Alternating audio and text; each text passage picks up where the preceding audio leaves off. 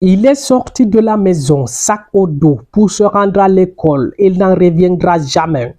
Âgé de seulement 7 ans, Badawe Bingwe Junior, élève à l'école bilingue de Lagdo, a été enlevé par des individus sans foi ni loi qui feront de lui leur source de revenus.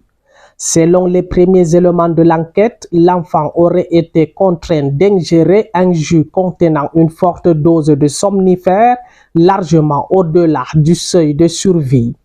Plongé entre la peur d'être découvert et l'incertitude quant à l'état de l'enfant, les ravisseurs auraient pris la décision de l'ensevelir dans une rigole recouverte de terre située non loin du domicile familial.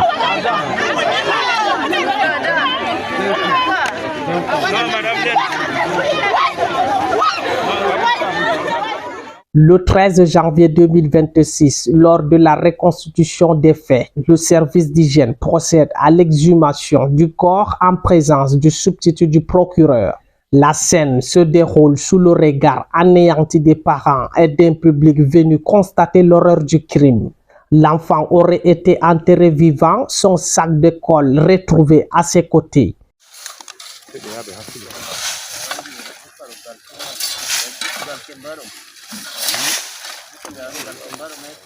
Le corps est découvert dans un état de décomposition très avancé avant d'être remis à la famille pour inhumation.